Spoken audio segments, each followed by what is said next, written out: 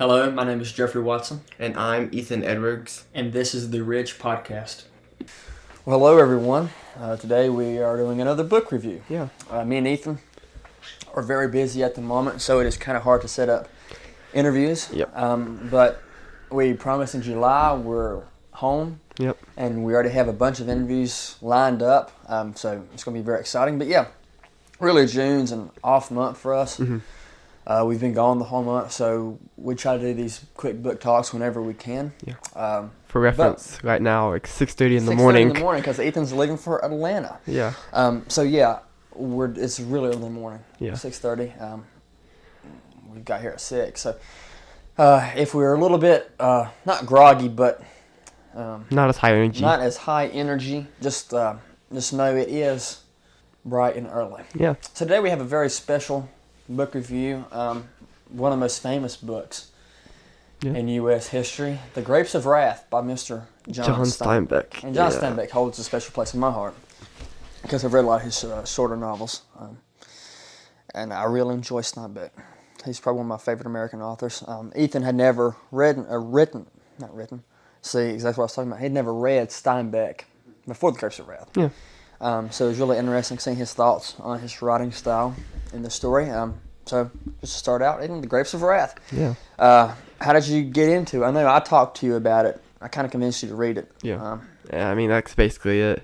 You convinced me to read it. I was like, okay, sounds good. Have you heard? Of course, you heard of Steinbeck before. That was your first novel, wasn't it? Yeah. But I had never really thought about reading him until you mentioned him to me. And you're like, you should read The Grapes of Wrath, because you had already read like half of it by the time you'd mentioned it to me. And I was like, okay, sure, I'll check it out. I checked it out from the library, and I read like the first 50 to 100 pages, and I was like, this is kind of slow. And I didn't really pick it back up again for a few weeks. But after that initial period, I picked it up again, and I got through it pretty quickly. But it's one of those novels where some novels, it's like if you sit it down for a few weeks, it's like, you kind of lose it. Yeah, that's true. This is one of those novels where I don't think it's really like that. Because I sat down for about 2 weeks because I was busy, and just picked right back up. It moves kind of. It does move kind of slowly. Yeah, it does. It does, but the things that happen are rememberable. Are not rememberable, are memorable. So it does have that ability to be able to be picked up again after a little bit of a break. So you can take breaks with it. And I would kind of encourage it to kind of let it sit for a while. Yeah. Because I don't think this is one of the books you shouldn't rush through whatsoever. But yeah, so I actually encourage the reader to take a little while on it. Because I think I did the same thing pretty much as Ethan did, but normally I'm trying to fly through books. This one I took my time with it, and it turned out great. Yeah, I agree. So The Grapes of Wrath. This is one of the quintessential tales of the American 20th century. Yeah. It takes place during the Dust Bowl in the 1930s and during the Great Depression. And for those of you who do not know, people in the Great Depression were poor. Yeah, who would have thought? Yeah, and on top of this being poor, they were getting buried in dust and sand. So, for the audience, the Dust Bowl was a climate disaster in the 1930s. You had the topsoil in Kansas and Oklahoma in the Midwest were extremely loose, I guess. Loose, and they were overworked. All the nutrients were taken out of it, so it was not really packed. Yeah. And during this time, people were very poor, so they were farming more food. They were trying to survive. They were also in extreme drought, and heat waves baked. Oklahoma and the Midwest, and during those summers, so it was really the worst case scenario. And they also had strong winds come out of the west. Yeah. It was the perfect storm, basically. Yeah. And it dug up all that loose topsoil, and it made it created basically another desert. Yeah. In the Midwest. It mentioned earlier in the book, people hoping that no storms would come through and ruin the crop. And I kind of imagine like a sandstorm, kind of. Wind comes in, blows up sand everywhere, ruins the crop. Yeah. And that's where we start out. What's the first? Can you read the first line of the book? I love the first line of the book. It has a beautiful edition. Is that still checked out from the library? Yeah. To the red country and part of the gray country of Oklahoma, the last rains came gently, and they did not cut the scarred earth. So I just think that's so... It's definitely poetic. It's poetic. It gets you, and it's like, okay, this is gonna be something different, Yeah. and it is. So from there, it basically explains the point of view of a farmer. This story is very interesting, guys. Every other chapter, Yeah. it breaks away from the main characters, and it goes to either an animal, so for one scene, a turtle, Yeah. or it goes to another random person in America on the journey, and you kind of see their story. It goes like a used car salesman, a clerk at a gas station, Yeah. and it breaks away like a truck driver, Yeah. and you see the different points of view, and that's really interesting. Yeah, I definitely did agree because I noticed that pattern fairly. I didn't notice immediately. I will admit, but I was like, wait, every other chapter it switches up, and you can the writing style switches up too. It goes from like a dialogue based with it when it's narrating to kind of. Essay, but it's more of a. I kind of think it like on, in a top-down view of what's happening. He also gets Steinbeck is also a lot more direct about what he thinks about stuff, and there's breakaway chapters too. It's much more forward than the actual story. The story's kind of it doesn't really openly talk about the themes. No. During those breakaway chapters, they do. Yeah, it talks about the banks coming it's and pretty blatant. yeah. And we'll get onto we'll get into all of the symbolism of the story later on, but because there is a lot. But yeah, and the breakaway chapters were normally about 5 or 6 pages, and they the weren't regular long at all. chapters were about 30. Yeah. 30, 40. So But I think the longest chapter ended up being over 70 pages. yeah, so a good bit. But yeah, so starting to the story, first chapter talks about the situation and how these farmers. They're called tenant farmers. Their family moved out west with the pioneers, and they worked that land for over 100 years. Yeah. And then the Great Depression came in, and they lost all their money. Yeah. So then they had to take out loans from the banks to be able to afford equipment and crops and seed and stuff to keep themselves alive and keep their business alive. And then the Dust Bowl came, and they had no way to pay back the banks. So the banks had no choice but to repossess the land, and take it back. The land. They tried to do sharecropping almost, so they let them keep the land and give the crop to the bank. Yeah. But eventually they stopped doing that too, and they brought in these big, and most of these little tenant farmers farmed with hand plows and stuff. Hand-picked everything. Yeah. The banks ended up clearing, literally, sometimes bulldozing and go to these people's houses while they had people in them. Yeah. So they literally bulldozed them over, and they brought in tractors. So you kind of see the really industrialization too. It's really interesting. Yeah, it is interesting. The loss of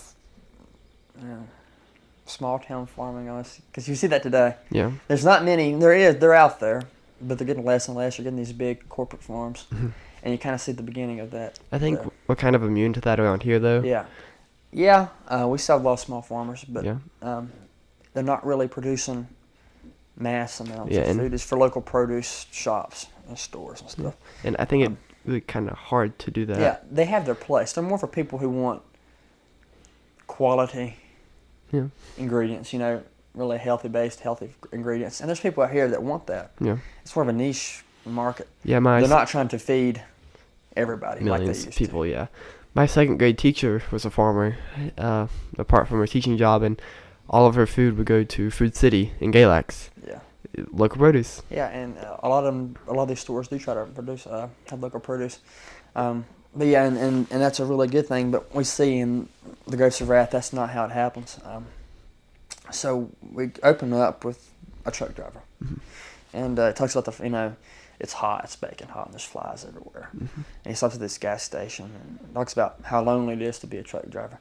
And that's the theme that we're going to see throughout the whole story, is loneliness. Yeah, everybody's lonely. Really lonely. So yeah, we'll see that more throughout the story, but he's really lonely.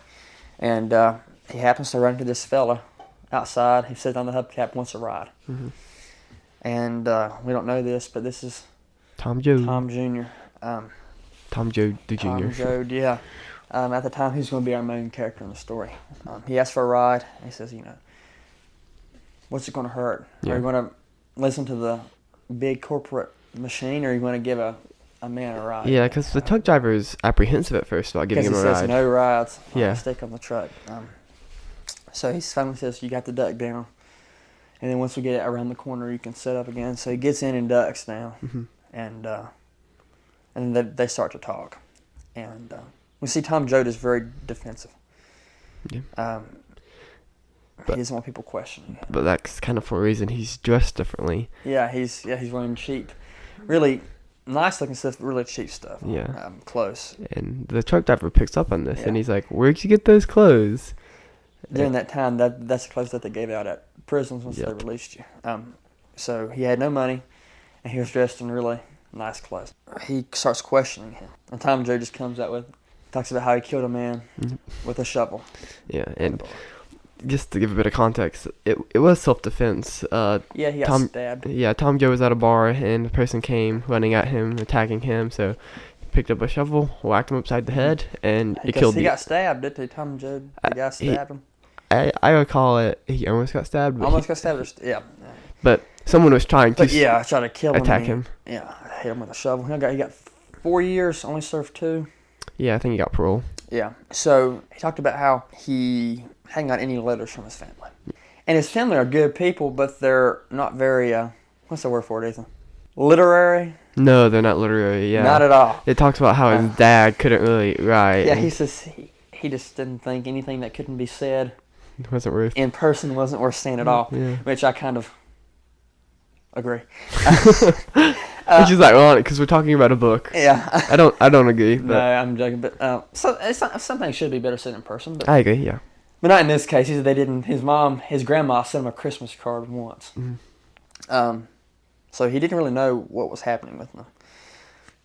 And he was kind of shocked at the situation of these people being kicked off their farms. And a little backstory to this: once these people got kicked off their farms, they were homeless. Yeah. So they made the journey to California. Yeah, and that's really the main theme of the book. Because most of these, they had these big peach farms and almond farms in California, and grape farms. And so they said. So they said. Well, they did have them. That's true. But they sent out all these leaflets to Oklahoma because they knew these people were poor, so they needed 1,000 people.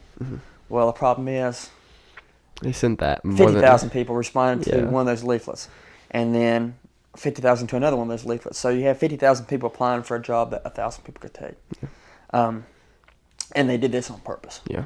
Because they were trying to dilute the labor force so they could drop wages. drop wages down a lot, and that's what they did. Yeah. So they really take advantage of these poor people. But at the time, those farmers didn't know that. They were naive to that because they never really left Oklahoma. They lived on that farm their whole life. So that's where we are, where Tom comes in. And we skipped a few parts. well, so. yes, we did. So Tom and this truck driver are together, and the truck driver starts interrogating Tom, and Tom tells him, and eventually they come to a stopping point, and Tom gets out, and as he's walking home on this road, he comes across a preacher. Oh yeah, and we also see a turtle before this. The turtle you too. skipped a part. It's just weird, really weird scene. I got some points from it, but not really. Because when the turtle flipped over, and then he got back up again. He knew exactly where he was going. Yeah, and talked about him struggling. Yeah. You can get some symbolism from that too. He struggled, and he knew where he was going. I guess. But I just thought it was a weird turtle scene. Yeah. Because it talks about how he's going over his paws or going over grass for like 2 pages. Yeah. So it was odd. But Tom Joad comes along and saves him from getting hit by a car and takes him home. But yeah, after that point, he ends up taking off his shoes because they're hurting him. Yeah. And he's walking barefoot down this dirt road, heading towards What he thought was his what he thought house. was his home. Yeah. And he comes across this man sitting under a tree. Was he drunk at that point? I think so, yeah. He was drunk. He was drinking, yes. His name is Casey. And they start talking. They actually knew each other. He's in his hometown now. Yeah. And He got out of McAllister prison. McAllister prison. And he says, I'm Tom Joad Jr. And Casey was happy to see him. Yeah. He was a preacher there. He's not the preacher there anymore. Yeah. He was the old preacher, and he ended up sleeping with random people, and he said he was tempted by his flesh and everything, and he one way or another You should decided. take him out to the grass. I thought that was so weird. I've never heard that. Yeah, he had some colorful things to say, but the one way or another, he lost his job as a preacher, and he just kind of started wandering. He was a vagabond of sorts, and And that made him one of my favorite characters. yes, I agree. Because everybody else is lonely. Mhm. But he's lonely physically, Mentally, emotionally, yeah, and spiritually, and I guess? spiritually Yeah. lonely. Exactly, that's what I was about to say. So he's lonely on pretty much every category. Yeah. So he's really lost who he was. He's not only lost everything else, but he's lost his identity too. Yeah. And he he remarks struggles. how he wasn't sure that he was really all that religious, but he enjoyed being able to help people Yeah. while he was a preacher, and It's like that song "Losing My Religion" because he did lose his religion. he did, and then he lost his But way to help people. But he didn't lose it fully though. No, He was still so ingrained in him. He wanted to go back to it, but he didn't think thought he was worthy. too- Yeah, he didn't think he was worthy. No, because he did sleep around a lot, and he didn't. It wasn't that because they said people probably would have forgave him. Yeah. It was his. He punished himself. Mhm. He isolated himself. He wasn't isolated by the community. It was him that did it. Yeah, and this is a common theme in the book, really. A lot of characters talk about sin and how sin is going to destroy their lives, Yeah. and a lot of people kind of go out of their way to destroy their own lives because they believe they have sinned. Yeah. People are very self-destructive, even Yeah. today. Yeah, They have a self-destructive streak. You know that. Everybody does. But yeah, I mean, these people here are very, they're very strange. very strange, but that's just the times, and they're struggling. Yeah. And Casey was struggling. So they meet each other, and Tom talks about how Casey had baptized him, and it didn't do much good. Hmm. Because he was yanking on a girl's ponytail while Yeah, they're getting baptized or something. And so they end up talking, and he tells them that, it's not the same here anymore. yeah, And the sun starts to set, and they're sitting in this tree, and there's dust everywhere. hmm I thought that was very, kind of reminiscent. and very not surreal, but Kind of describes the climate at the time. yeah. So they hit him saying, "Here, I want to go home." Tom wants to go home. Yeah. So they're walking down the road, and they get to the house, and the house is literally Empty. empty, and it's moved off its base. Yeah. It's like crooked, like it's been ran into, and there's like a wall missing, I think, Hmm. on the side of it. And he says, "Well, what's happened here?" And he's really worried. But he realizes that the family is all right because some things that people wouldn't take, they took Hmm. because he knew his mom would have took it. Yeah. So he kind of knew that they left. Yeah. And that they were somewhere else, not dead. Hmm. That was a really weird scene. Yeah. It was. And then after they encounter the house, they decide to stay there for a night, and they kill something to eat. They cook it. And an interesting character shows up. I forget his name. He's Yeah. only in it for. He's seldomly mentioned, but he's a wanderer, and he had lost his farm too, and his wife and kids had I left thought him. he was the saddest character in the book. He was sad, yeah. His Because- wife and kids had left him, and then he chose to stay behind, and he said that he would never leave his land. He was so connected to where he came from, Yeah. and he had a loving wife and family, but they left. Yeah. And if all the other characters are lonely, he's the loneliest Yeah.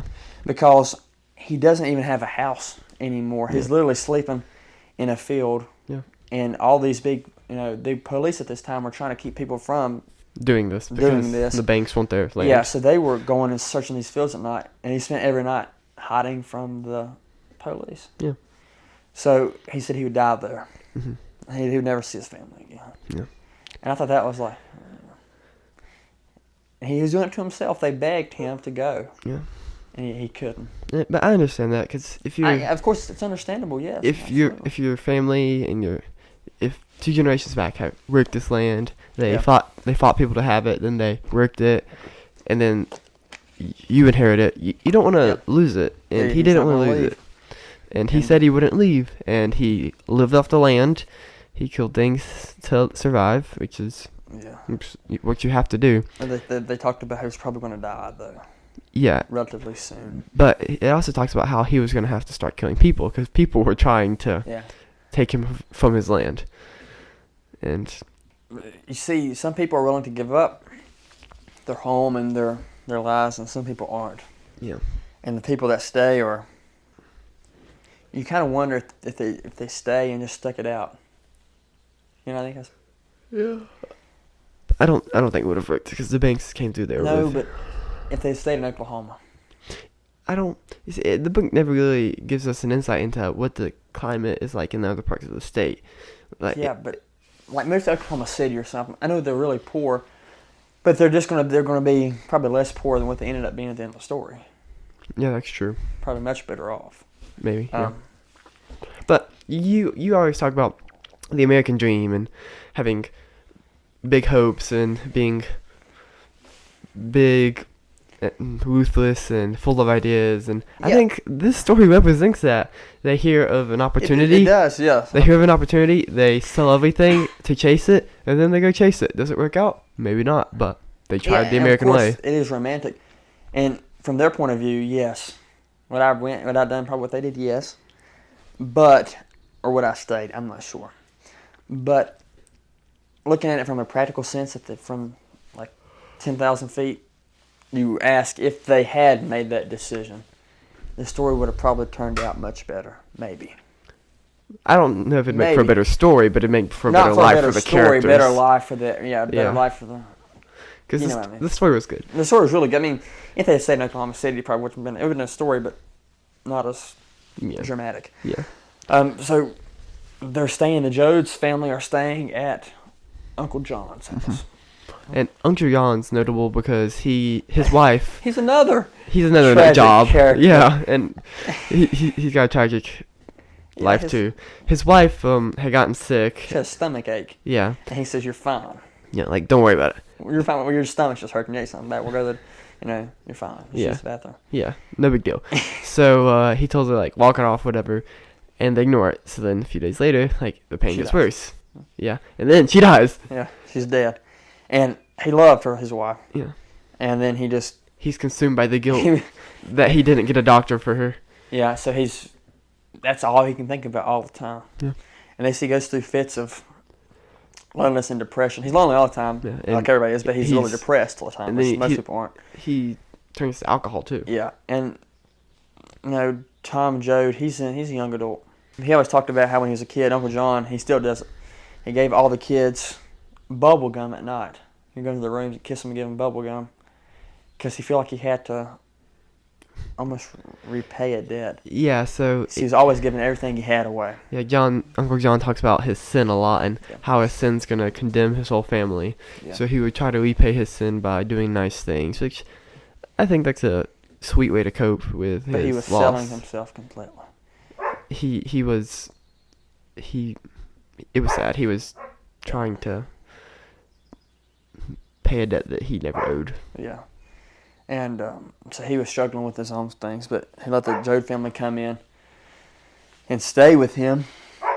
And here we are. Ethan's puppy, sweet puppy, wants to come in on the podcast. Hey. So your Uncle John, he invited the family into his house. And here, let's introduce some of the characters. Here we meet the whole Joad clan. Yeah, everyone. Tom comes in. His dad's shocked to see him. He's 2 years early. Yeah. He says, "Thank God we found you." Yeah. Because they would have left without telling him. Yep. And they would have probably never seen him again. Yeah. And his mom was really worried about that.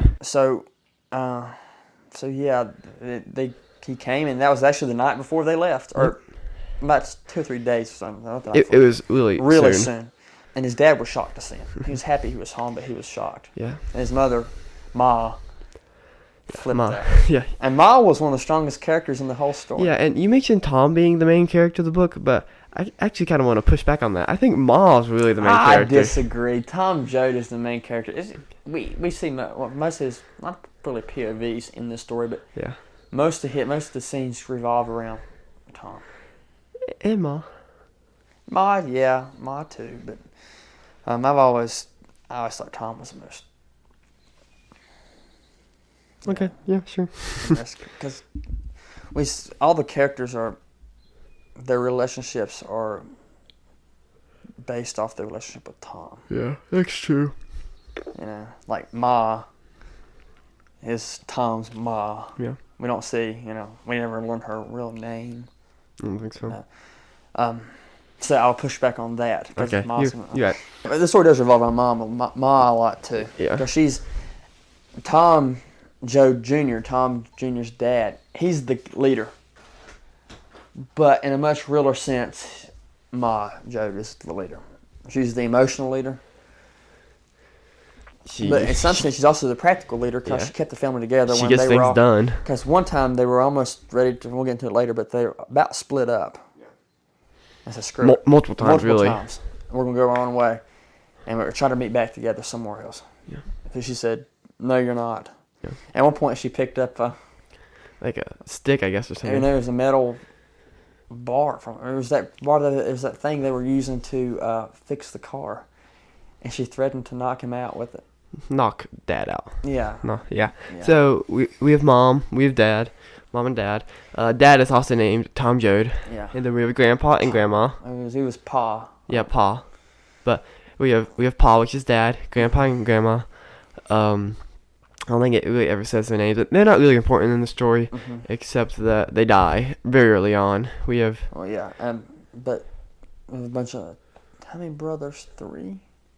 We have Noah, and they say he was different. Yeah. He was working and stuff, but he was emotionally different, socially too. He was a little bit odd.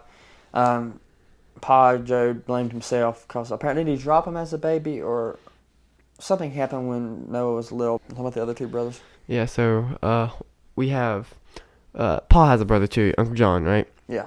And then Ma and Pa have some kids. We have Al, Noah, like you said. Yeah, and he's the youngest. We have Tom. So Al's an interesting fellow. He likes to sleep around, right? Kind of like the preacher. Yeah, but he's a lot younger, and he's not. He's a lot younger, and he's not a preacher. That's right. And it's but he also is a really hard worker. He is, and he's the mechanic and the driver for the family for a lot of the story. Yeah. And he works hard, but he also knows what he wants. I'll leave it at that. We have a daughter too, Rose of Sharon, but they call her Rose of Sharon in the story. Yeah. And she's pregnant, and she has a husband, whose name is escaping me. Connie. Yes. Yes, Connie. Rose of Sharon is married to Connie. And Rose of Sharon is, as they say in those that day, with a child. She's pregnant. Yeah, she's pregnant. And then we have 2 other little children. We have Ruthie and Winfield. Yeah. Winfield. Not really sure how to say his name, but Ruth and Winfield. And they're in the story some, but they're not super notable. No. The little children that do their own thing. They kind of play the innocent stuff in the story. And they really are innocent. And what? They are innocent, but they get less and less. They do, yeah. That's certainly true. And Renfield starts to have his grown into a man. Yeah. And it talks about how Ruthie is becoming a woman. But it talks about how she's growing up really fast. She's becoming a woman, and Renfield's becoming a man. And so that's the characters of the story. Al, I thought he was the most interesting brother. Mm. He's really trying to impress Tom a lot. Yeah, because he looked up Tom to Tom. killed a man. He went to prison. Yeah, makes him big and scary, right? But he revered Tom so much that he kind of forgot he was his brother and a real person. When he first got there, he was kind of shy to him. Yeah. Because he had, put him on a pedestal so much. As the story goes on, that drops. Yeah, it does. Pretty fast. Yeah. And it goes back to, you're my brother, and what the heck are you doing? Some parts of the scene, they kind of really get at each other's throats. They do, certainly. Later on. But so he's back with his family. And they're cramped, but they're together. And immediately they start talking about leaving. Mm-hmm. And they start packing up. Yeah. And they have to go sell all of their stuff. And they thought they were going to get $80 for it, and they got, $15? Well, no, they thought they were going to get hundreds of dollars. I thought they were going to sell one thing, so I get $80. Yeah, I think it was like a plow. They thought they were going to get like $80, and it was $15. Yeah. I think Grandpa and Pa went to sell that. And they just sold it. And these people at the time were really taking advantage of these people. Yeah, people. I think the bank sent in people to just buy off everything because they knew. They had to leave. Yeah, and there's nothing they could do. It's like when, for example, Barnes & Noble goes out of business. They probably know a few months in advance, Mm-hmm. and they put going out of business, and they start slowly lowering and lowering their prices. So if you go like the last day, Well, in this case, it's beneficial it's going for us. but it's beneficial for us because the prices are all really really low. Because we're the ones buying, but Because after this, they're going to leave. yeah, if we're the ones selling, then Yeah. it's not. And that's what they did. They knew they had to go soon, so they bought it really cheap and then they sold it back for premium prices. Because what they had was sometimes was valuable things. Yeah. So another thing in the story is you see Okay, so this. Yeah. this is something that really bugged me throughout the story, and not because the book's wrong, but because it's very right. It talks. I don't know how much of the audience has heard of, like, company stores. Really, companies creating their own currency and then charge. You pay the worker in your currency, and then at the store, where the only place where the currency was valid, they would charge outrageous prices. Yeah. To me, the story just screams that the entire time. And yeah. It does. Because these companies are taking advantage of. And that's partly why this book was banned in a ton of places in the United States. And it's still banned in some countries. Yeah, interesting. Because they thought, and John Steinbeck, he didn't fight in World War II, but he was a journalist in World War II, and he went with U.S. troops pretty much everywhere in the war. So he was a strong American. And he believed in capitalism, but the book does have an anti-capitalism streak. Not really anti-capitalism, but I think anti-capitalism is a way to phrase it. Not anti-capitalist, but it can come across that way. It was really realist. It was a lot of realism about what was happening at that time. He had some issues with how he had issues with. So, like, people say the United States is like pure capitalist. It's not, because there are markets, there are regulations for everything. Mm-hmm. Back in this, for this story, there were no regulations. Well, there was, but it was more. But the regulations weren't really there, because we're talking about very, very new California. The Sherman Antitrust Act was still that there was some regulations on big businesses taking advantages of other businesses, but consumer law was not. It wasn't there. So they were still able to take advantage of the common consumer. Yeah. They did. Because there was no regulations when it came to consumers. And Steinbeck obviously does not approve of this. And whatever, that's understandable. There is a lot of blowback about this book, talking bad about capitalism. Yeah. But I think it's great he did. Not talk bad about capitalism, because it's not the capitalist. It's just how things were working. It's not capitalism that did this. It was these people that did it, that took advantage. People took advantage. People with millions of dollars took advantage of people who had no money. Yeah, and the banks, it talks about them being the machine. That was different. Mm-hmm. They made a deal with the banks. So I don't really know if I blame the banks, because they had to do what they had to do to stay afloat. Yeah. The banks in this time were a lot different than the banks today, too. Yeah. But they were still, because if they didn't take the land, they would, go under, collapse too. Yeah. And bring everybody with them. But what I really thought was evil was the used car salesman. Mm-hmm. Yeah. How he did that. I thought that was the smaller people. I thought they were really evil, because he talked about the people who work for the bank. They weren't. He said, "We're not doing this. The machine is. Yeah. We can't stop it. And it's just how it has to happen." Mm-hmm. But those people that worked on their own stores, they could have. They could have chose not to take advantage. But they were trying to survive too. Yeah. So they sell all their stuff, and they are about to leave, and they kind of had like a family meeting outside, and it's at nighttime, the sun's setting, and they're talking about what they're going to do, and Tom Jr. tells them that he can't leave the state. Yeah, because he's on parole, and he can't leave for what is it? It's 2 years. 2 years. I think it was the rest of his term. Yeah, he can't leave the state. He decides he's going to leave the state. Casey asked to come with them, and they said yes. They thought it'd be good to have a preacher. Yeah. With them. The Ma and Grandma's pretty religious. Yeah. And we see a scene where Ma goes in and she opens up this little box. Yeah, it's kind of like keepsakes, really. Yeah, keepsakes, and she decides to Take some things and trash other things. to burn them. Yeah. Does she burn? I think she burns them. I think he brings too. And that's really symbolic. Burning history. She knows that she keeps those items. She can't leave. Yeah. It'll be more of a trip to her, but she'll mean to return. Because she knows those items they're kind of holding her back. So she burns those items. And now she can leave. Because we see they want to almost tarnish this home so that there's nothing left. You know what I mean? There's nothing left to go back to. So they can fully move forward. Because if you have something behind you, there's always that temptation to go back and get it. Yeah. They and can have that. Even with doing this, and this kind of jumps ahead in the story, Pa wanted to go back several times. Yeah. He makes that very known in the story multiple times.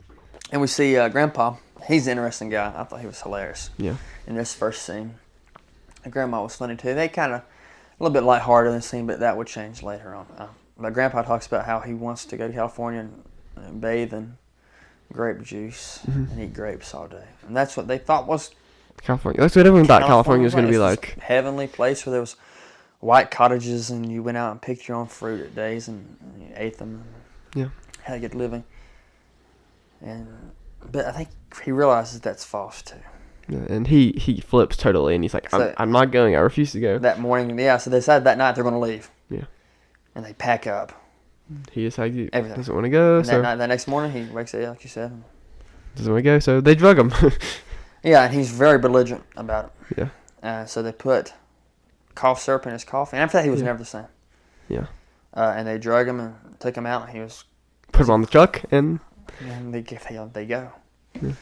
And he talks about how they're going down the road. And I thought when they were starting off, it was really... It's kind of strange. Like, there's always that feeling whenever you start a big road trip. Like, yeah, it's like... kind of weird. Oh, my house, I won't see you in a week or so, you know? Yeah. And this time, they're leaving their home, their community, forever. Yeah. So it's much more dramatic. Now they're on their way. They think Oklahoma City's like some Madhouse. metropolitan area, and they're shocked by the clothes people are wearing. So, they're not really that far away from Oklahoma City, but it's almost foreign to them. Kind of like the outskirts, I guess. Yeah. So think about what California's going to be like. Yeah. And it seems like they're never going to get to California when they first start out. Is it a 12-day journey? It ends up becoming longer, but... I don't know, but it's a significant journey. It's a few hundred miles. Yeah, and this time the interstate highway system was not around, so they'd take Route 66 most of the way there. Yeah. So they start their journey. And most of the journey goes by really, really fast. Yeah, it does. We don't touch, like... Kind of skips around. Yeah, Colorado and other different places.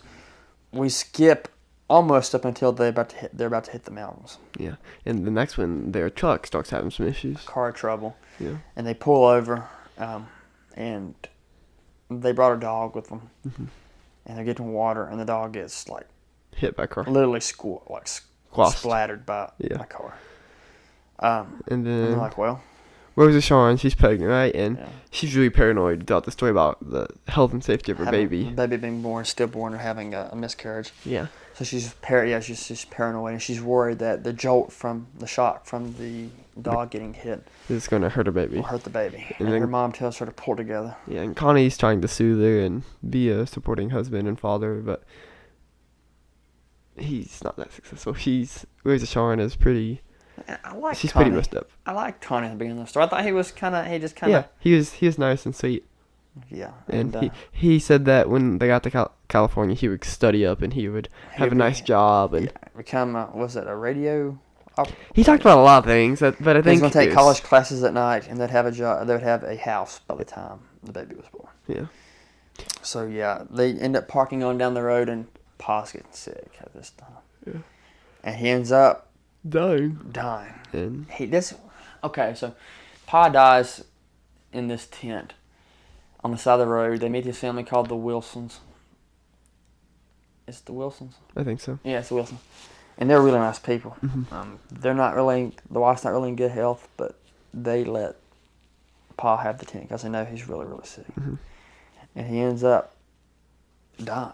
Yeah, so they, at the time, you're supposed to call the police and like tell them that, hey, someone died and you have to pay a fee to bury them and yada, It yada, costs a lot of yada. money, yeah. And they were like, well, we don't have this money, so they buried him. They put a note on him and said, This man was not murdered. yeah, We're he too died poor to... of natural causes, too poor to properly bury him. So dug a hole, wrapped him in a blanket, stuck him in.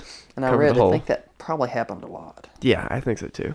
I wonder how many bodies there are just littered around. Yeah.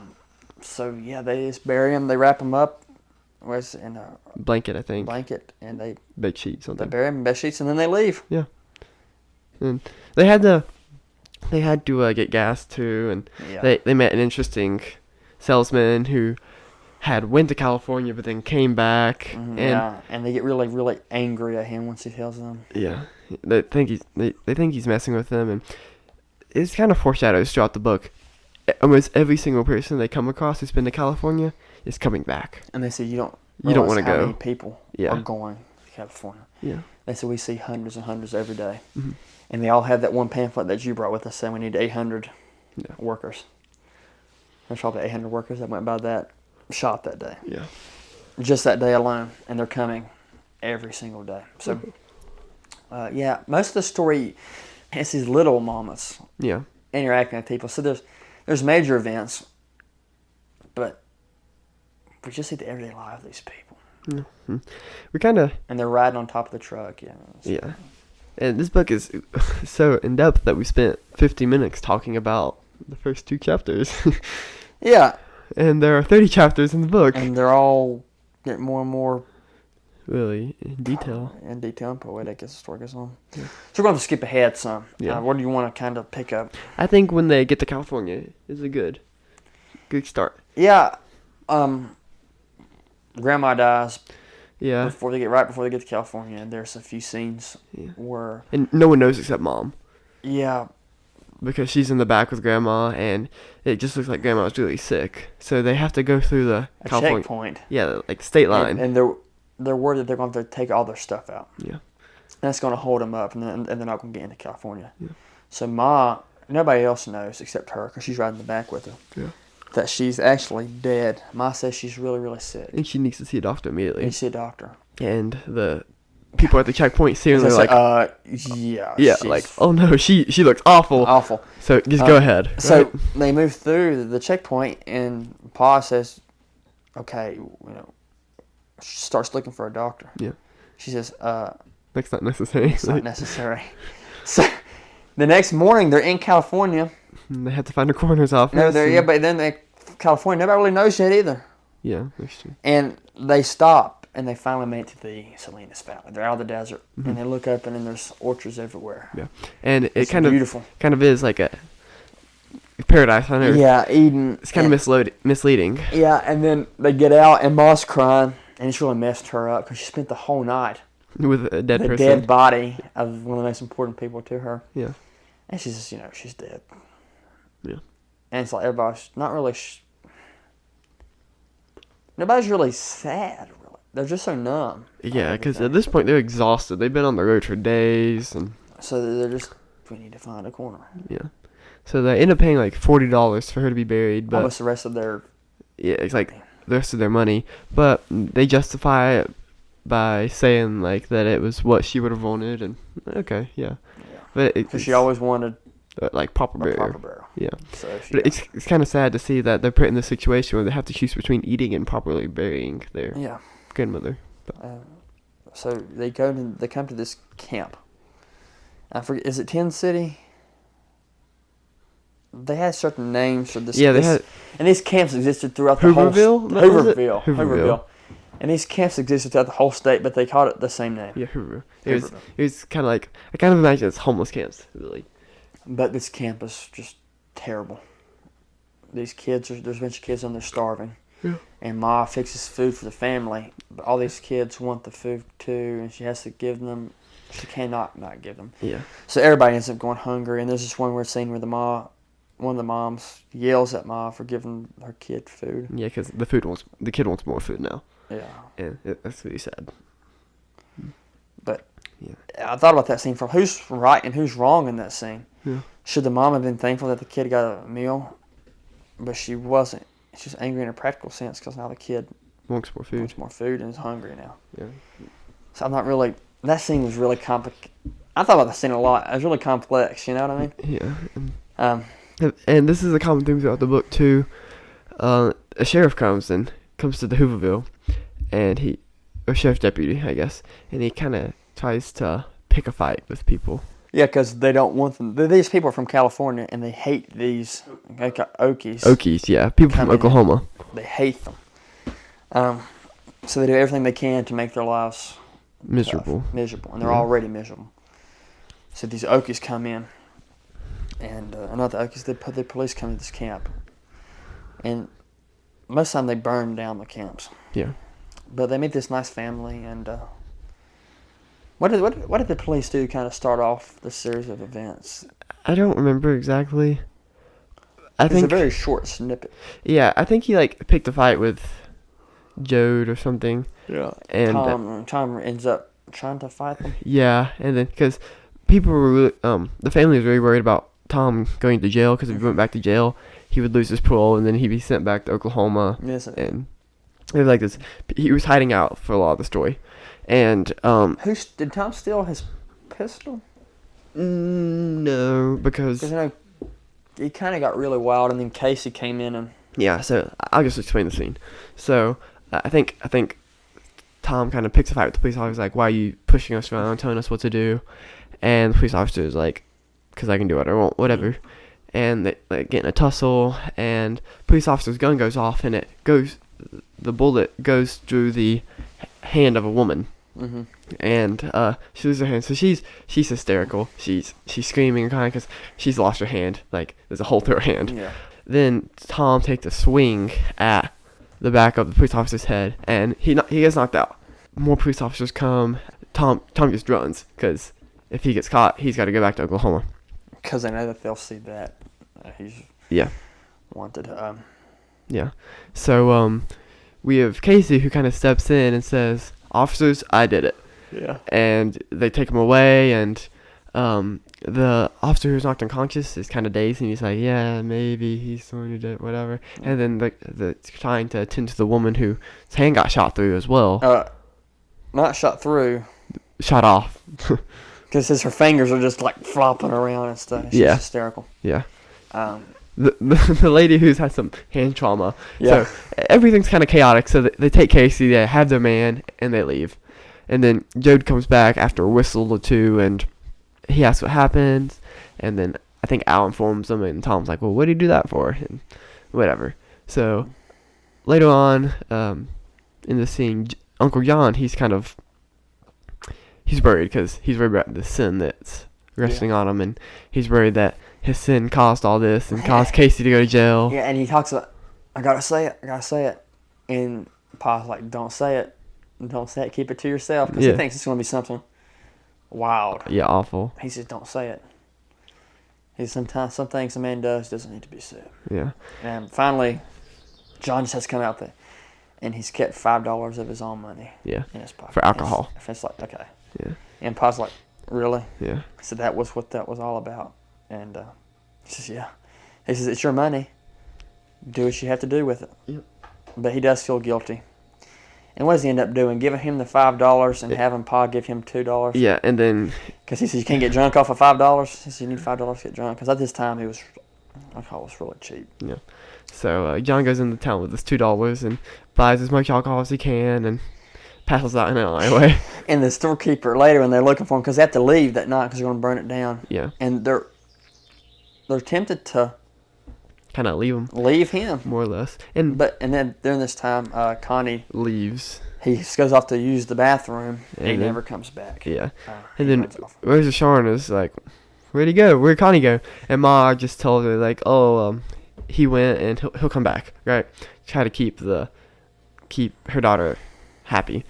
And Tom goes and finds Uncle John. He initially goes to the store to ask the clerk. The clerk says which way he went. He never seen anybody drink like that because he remembers him. Yeah, he opens the bottle. He says people come in consumes it because Tom comes in and says, "Do you remember that? Do you know this guy where he went?" He said, He said, "Sir, people come in every day asking me to, Identify people. Yeah. When this person comes in, tell them we went." He said, "I never do it." Mhm. And Tom said, "Do you know this guy?" I said, "Oh yeah, I know that guy." Yeah, because he's doing so much. I'd never seen anybody drink like him before. He said when he got out, stomped on his hat, took a bottle and drained it right there in front of everybody. Yeah. And Tom eventually finds him passed out in an alleyway, but he's kind of lucid. So Tom knocks him out, puts him over his back, and carries him back to the truck. And at that point, they leave because they know Hooverville is going to get burned out. They don't want to get caught in that. So the story passes on a little bit, and that night, later that night, do you want to hit on that? When they're at that checkpoint, when they need to go, is it north to that government camp? Because that's what that guy told them about. They made the camp and told them there's this government camp. Yeah, that's what I was and it's really good, but they need to get to it. Yeah. That night, there's kind of this local posse Mm-hmm. that blocks the road. Mm-hmm. Yeah. Right.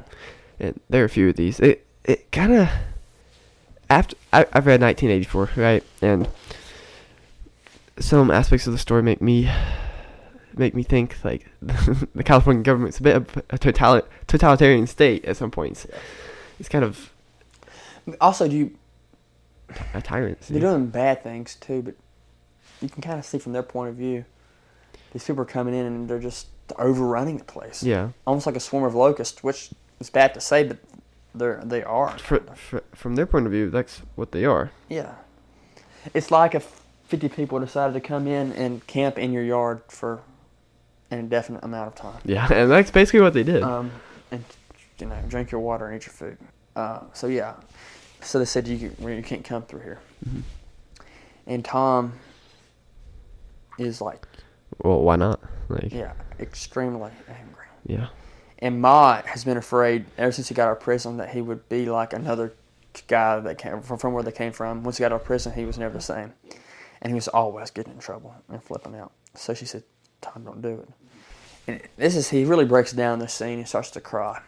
And for men especially men today, but men during that time, especially how hardened they were, he was going through a lot. Yeah. He was not a sad crying, but he was so pissed, so angry. He couldn't do anything. That's just he was helpless. He was trying to hold himself back. Yeah.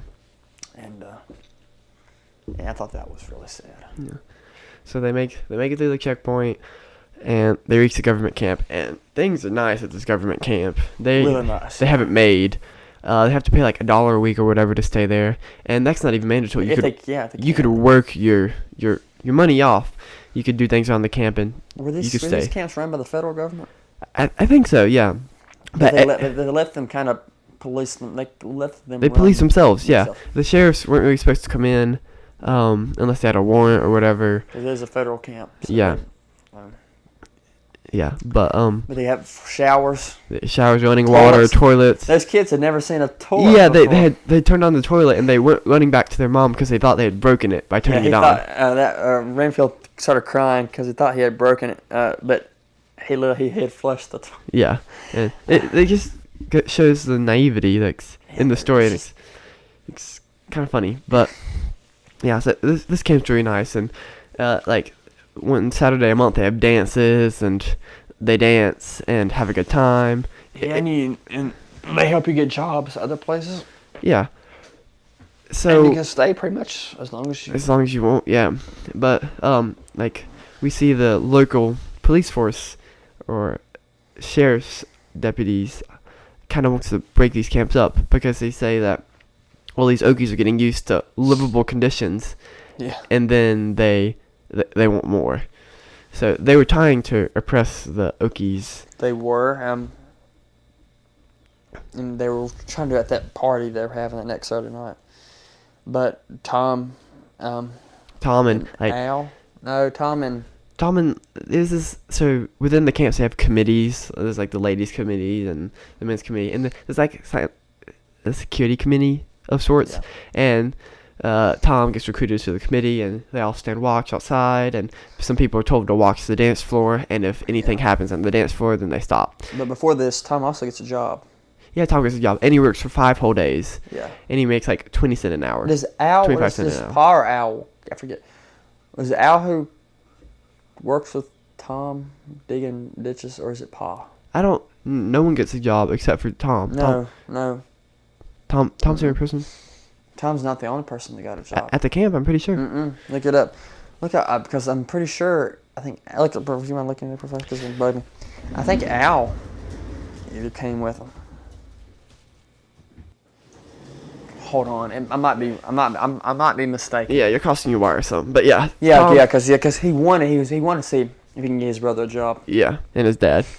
But because I started thinking once he got to the actual work site, the guy was really mad that morning because he had to lower the wages. Yeah, the Farmers Association had told him that he was not allowed to pay more than 25 cents an hour. He was being really mean to them, but the reason he was pissed is because he couldn't. Yeah, he couldn't pay them more, which is kind of funny. So you kind of say he's probably a good guy. Yeah. So yeah, you're right. I think it was just Tom because I started thinking. Yeah, because he wants to get his family, but for some reason they don't come. But yeah, so Tom works the whole 5 days at 25 cents an hour. Talks about how he's used to digging ditches. Yeah, and he this isn't enough money for a family of 7 or so to survive. No. So they get frustrated, and Al and Pa are driving the truck around looking for jobs, and they're burning up gas, and that gas costs money.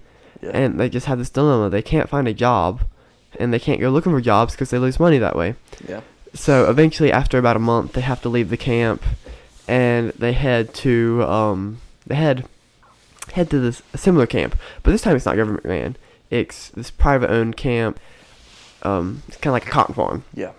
So they get to this cotton farm, and they have these nice houses because as a government camp, they were given a lot. You put up a tent, or sleep in your car, or whatever, and that's just what it was. But at this privately owned camp, this cotton farm, they had a house with a floor and a roof and windows. Yeah. And they were like, wow, this is nice. And they get told that for every pound of cotton, I think they would receive 10 cents? Is it 10 cents? I think so, yeah. And then they're like, wow, that's great. So they have the whole family out there working, picking cotton. And then they go cash in the check. They buy food, and for the first time in months, they have real meat, real bread. They have coffee. So things are looking up. Things are looking nice. And then that night, Tom goes outside the fence because when they were coming into this privately owned cotton farm, they noticed that people were outside protesting. Yeah. And they're like, "Wow, that's the strangest thing." So Tom escapes the camp. He goes under a fence to see why people were protesting. And guess who he comes across? He comes across Preacher Casey. Mm-hmm. So he's like, "Hey, what are you doing here? Yeah. How'd you get here?" And Casey tells a story about how he got out of jail. Everyone kind of rioted almost, escaped from jail. And then they came to this camp, started working, but then they lowered the prices. So they left and started protesting. Yeah. So Tom's like, "Oh, I didn't realize this was going to happen. Like, I thought this was like an earnest camp, kind of like the government camp was, but it wasn't." And eventually, like, police force comes out, ends up killing Casey, hits him with a log of sorts, and his head's crushed in. Yeah, and then Tom gets hit too. Yeah. Yeah, and Tom gets hit in like the jaw, kinda. And Tom ends up going pretty. He goes berserk. He hits him back, and he kills someone. He kills him. And he escapes. He like crawls through a creek to stay low, and then comes back in the house, and he's soaked because he had to crawl through the creek, and he just drops his clothes and lays down. So Al, he comes in because Al was out in the camp trying to find a lady for the night, and he steps on Tom's clothes. He's like, "Tom, your clothes are soaking wet." And he's like, "Yeah, I know." And then Ma wakes up, and Ma sees Tom's face, and it's just like deformed because Tom got hit hard. Mm-hmm. And he had a broken nose. I bet his jaw was broken, but it didn't really say. He's probably cut up. And Ma's freaking out. Mom's like touching his face, feeling in the dark, feeling looks damaged. Tom's worried that they're going to look for a man who has like broken face because it's pretty obvious that they had landed a hit on Tom. Yeah. So Tom stays in the house, and he doesn't go out to work anymore. And they start working, and they stay for a good little bit. Yeah. But immediately, the night after Tom comes back, they drop the wages by half. I think it's 5 cents a pound. So you have to work a lot. Twice as much. You have to work twice as much to get what you were. Yeah. And this is also talking about the prices at the store were super inflated. You had to pay, so I know this is going to sound crazy, but you had to pay like 12 cents for a gallon of milk. Yeah. It's like, personally nowadays, I would love to pay 12 cents for a gallon of milk. Yeah, but think about inflation. Yeah. But at the time, that price was crazy. Yeah. And Rosa Shawn, she's pregnant, right? She starts talking about how she needed milk because the nurse had told her she needed milk. So Mom gets Pa to go to the store and get some milk. And Pa comes back, he holds up the jug of milk and he says, "This cost us 12 cents. Like, he's not happy about it. And he gives the milk to Rosa Shawn, and she drinks it, and Mom uses it for other things. That's mush, I guess, kind of. Yeah. It kind of reminded me of oatmeal. Mm-hmm. But yeah, the prices are just absolutely outrageous. But they stay there for a couple more days, I guess, and they're working, and they have some nice food now. But eventually, they have to leave because they're afraid that Tom's going to get found out. So they leave, they hide him in the truck, Mm-hmm. and they put mattresses on him so that when they get searched, they don't find him. They leave the camp, and people ask, "Didn't you come in with, like, another person?" And they're like, "Oh, no, that was just some homeless dude who was hitchhiking with us, but he left a long while ago." And that seemed to satisfy the guard, and they let them leave. And they eventually come across this cotton farm. It's another cotton farm, but this time it's more earnest. It's not. Yeah. It doesn't give that company store feeling, like the privately owned cotton farm did. And I added this private cotton farm that they just lived. It had a fence around it. Yeah. They had houses. They had multiple rows. They had at least 60 houses because they got put on house 63. Had a store, right? It was a big establishment, and they had invested a lot of money into it, and they wanted to make sure that they had cheap labor. And was this one? This one was not government ran, was it? No, it wasn't. No, yeah, that's what I was. Yeah, this one was. Yeah, because it's saying. Yeah.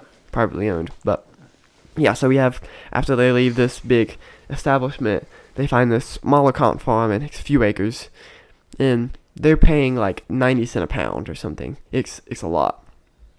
So. No, I'm sorry. At the last camp, it was 10 cents a bag, I think. Yeah. And then it went down to 5 cents. So now we go on and we go down to a pound. So you get 90 cents a pound, and talk about how the scales are crooked, or sometimes people would put rocks in their bags to make it seem like they had more cotton than they did, and that would cause arguments. But you had to argue because otherwise you wouldn't get your money's worth for all the work you've done. And this goes really well for a long time, and they have the store, they have meat nightly, eventually they like splurge and they buy Winfield and Ruthie like a box of Cracker Jacks, Mm-hmm. and life is going good, but it starts to rain.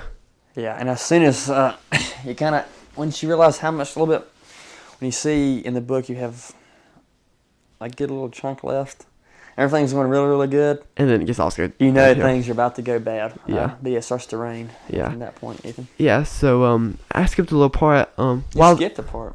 Well, let me explain. So while I find this new cotton farm that they're gonna work at, they need a place for Tom to hide. So they find a culvert for him to hide in, and he stays in it for weeks upon weeks, letting his face heal so that he can come out and start working. So, before it starts to rain, Ma goes to Tom, brings some food, hot, warm food, and says, "Here, eat this, take this money, you have to leave because Ruthie and Winfield got in a fight, and they told everyone that you had killed a man, and you killed another man, and they're going to start looking for you now." So she says, "You got to go, take this money, survive." So Tom says, "No, I'm not going to go," and they argue, but eventually Tom gives up, he listens to Ma, and he goes. And this is something that happens a few times in the story too. Pa remarks how Ma's the head of the family now, and he says like he never thought he'd see the day where a woman told him what to do. Yeah. And obviously this is rude and disrespectful, but he talks about how she's grown as like the head of the family, and she makes like you said earlier, she makes the practical decisions that need to be made. She does. and she tells Tom what to do. Leave. Like, you don't have any have to choice. go. Take this money. And Tom didn't want to take the money either. Mom said, "You're taking the money." It was $5. Yeah. And he comes back, tells everyone that she told Joe to go on.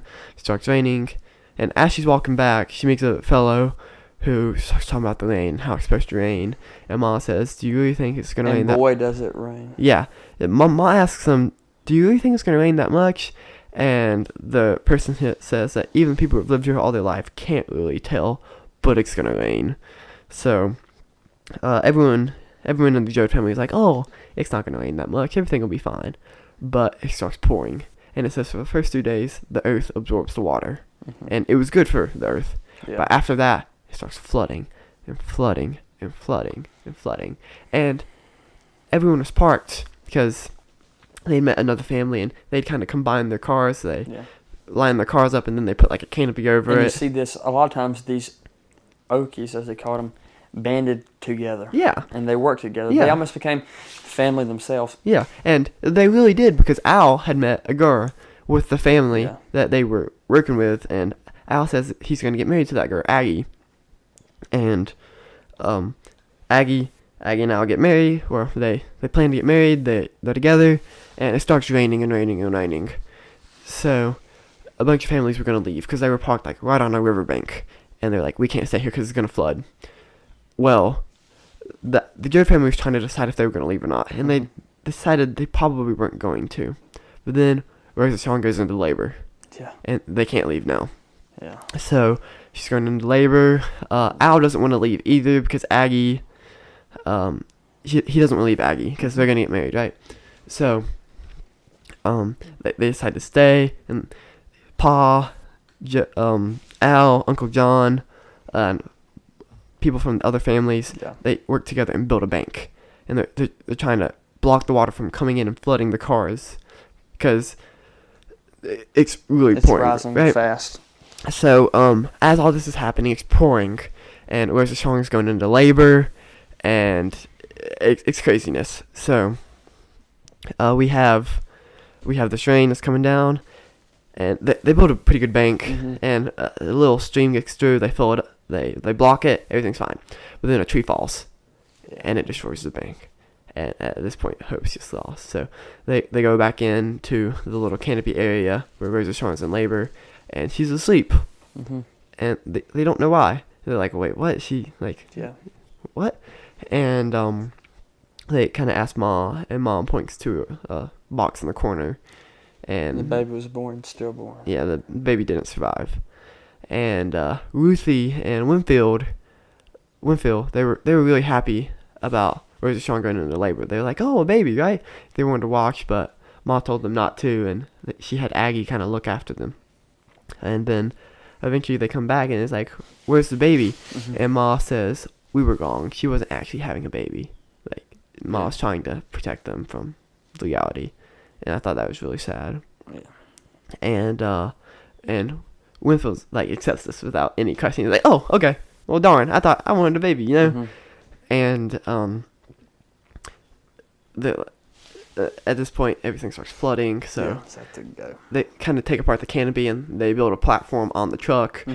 Truck doesn't start though, so they just put everything there to keep it dry.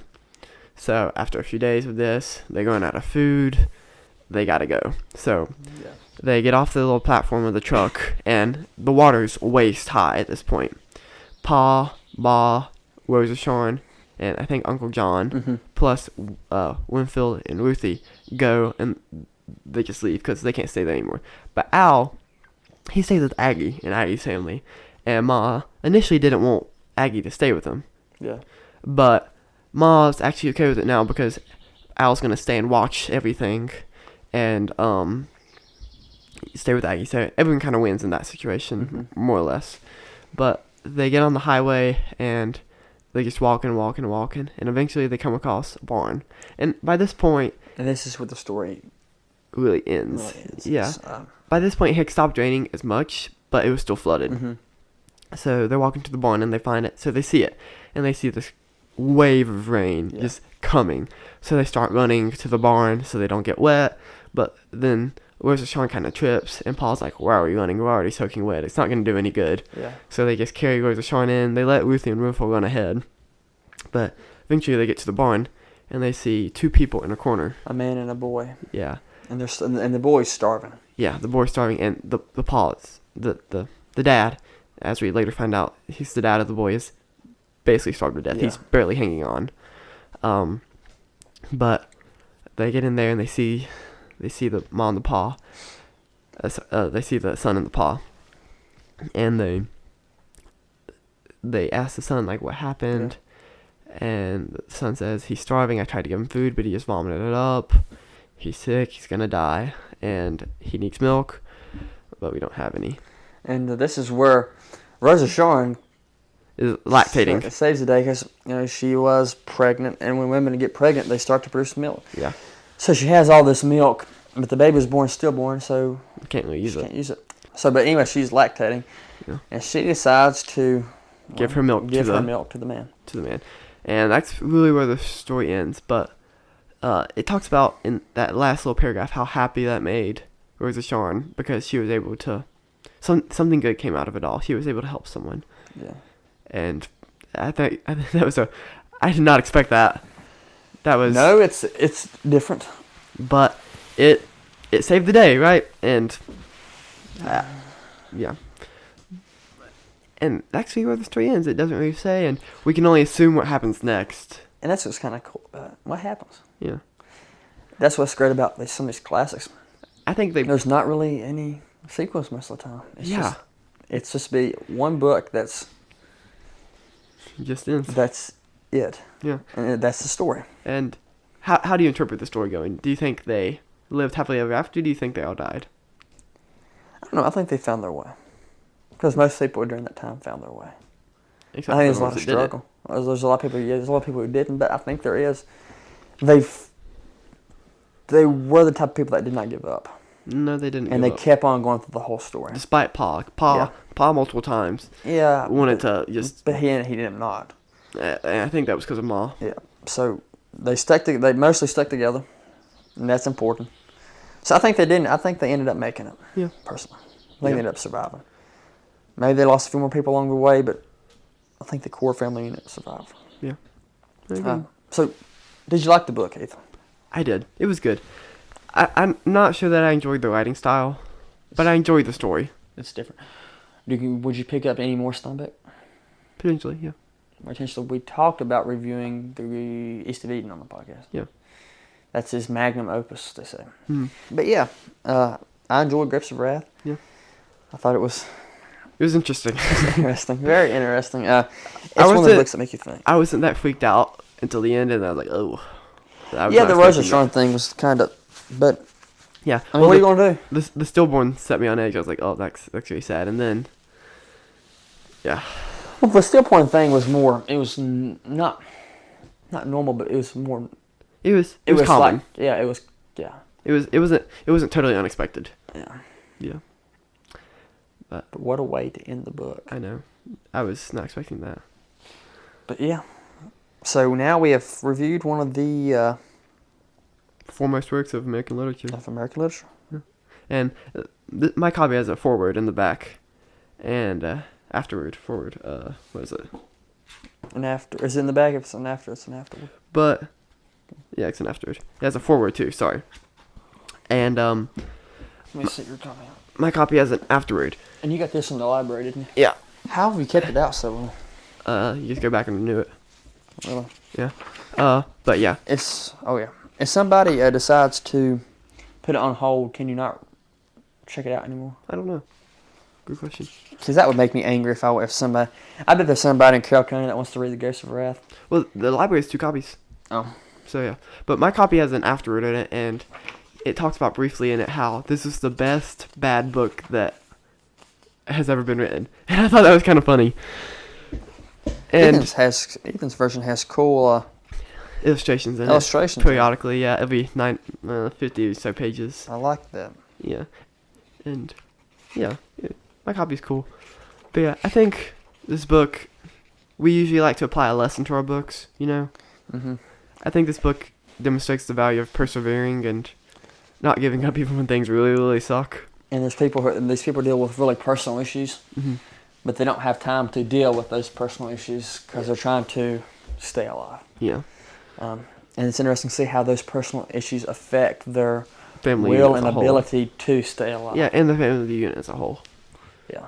And this is a story about family. Yeah, it is. First and foremost. Yeah. So the whole point, that's the whole story. Yeah. So this book's really, it's a sad book. Mm-hmm. But it's not like rom-com, didn't get the girl sad. It's more of a Tragedy.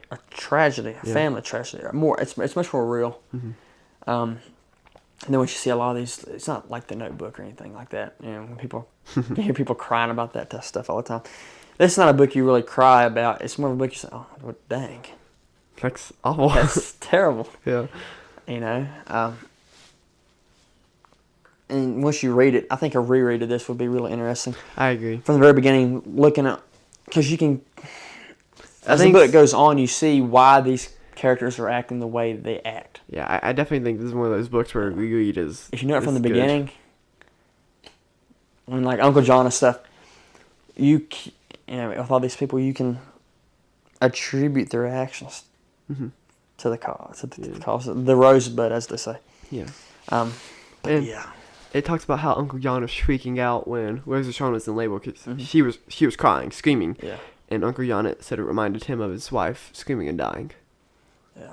And I thought that was sad. He Mhm. says I have to keep working because if I don't, I'm gonna think about it and I'm gonna go crazy. And the book's also about guilt too. Everyone's incredibly Everybody's guilty. incredibly guilty in the story, and they're not guilty in Tom's Tom's Jr. is guilty. guilty in a literal sense, but everybody else, you know, Tom killed another man Twice. twice. The first man he killed, he wasn't even that. He It's- didn't feel bad about it. I mean, it was different. It was self-defense. He felt it was justified. But if Uncle John had killed that man, it probably would have ruined him. Yeah. Uncle John's really sensitive, and he loved that woman, and I guess he blamed. He didn't directly kill her even. Yeah. But He felt he did. he felt he did. Yeah. So Uncle John was dealing with his own thing. I loved Uncle John in the story. Yeah, it was good. But yeah, all these people are extremely guilty, and they put most of it on themselves. Yeah, they did. They're pretty self-aware, which is nice. Yeah. But yeah, that was The Grapes of Wrath. John Steinbeck. If anyone has any book recommendations, just reach out and let us know. Nowadays we're running ads on Facebook and we have some flyers up at the library and wellness center. So You might see it throughout town, and we're gonna post some up in Galax, Yeah. the Galax Public Library. if you're ever in town and you see a flyer up, feel free to take a picture of it, send it to us, or put it on your Snapchat, Instagram, Facebook Yep, stories, post. whatever. We need all the support we can get. Yeah. But hopefully our next episode will either be a discussion or an interview. An interview. Yeah. We have some stuff lined up, but that week, Ethan's gonna be gone this week. But that next week, we're We might be going able to get to something do out. interviews, but we don't know if we're going to get an interview out that week. Yeah. We're going to have to do a discussion post. Yeah. Not a discussion post. I'm taking my college courses. Yeah. We have a discussion post. Topic talk. It is topic talk. Yeah. But yeah, so I think this is a good book review. Yeah. Would recommend. I would recommend, you know, our girl can stated before, you always hear these people say, have you heard The Grapes of Wrath? Yeah. Have you read it? Have you read it? No. Nope. Well, And we have now. That's at most classics, and that's kind of my goal, is when people ask, have you heard of this? Yeah. Have you read it? Yes, I have read it. And then you can actually have a conversation about it. Yeah. And I'm really glad we read this book, because everybody knows about it, everybody's heard about it, but most people have Haven't not read it. Yeah. So yeah, Yeah. I think that's a reading accomplishment. Yeah. And it's not hard to read. No. People say The Grapes of Wrath, oh, Yeah. no, it's not. It's really accessible. It is. Steinbeck's very accessible. Can it be a bit boring at times? Like when it Yeah. describes a turtle walking for like 5 pages? Perhaps. But If you've read a lot of stuff, you can push through it easily. If you haven't, if you have a good amount of patience, you can do it. yeah. If you like a book that you can sit and think on and read slowly and just consume it, Yeah, like this is a good book it's for not that. a John Steinbeck. No, it's not a John Grisham page turner. Something that you read. You know, it's not going to keep you up all the time, but it's very beneficial. It is good. Well, Yeah. all right. Any more to say, Ethan? No. No more to say. Well, I think that pretty much wraps it up. I always love doing these book talks. I do. I really do I do enjoy it. But yeah, it's now close to 8 o'clock. Yeah. This is probably our earliest recording. Yep. As I just said before, it is our earliest recording. I liked it. I did too.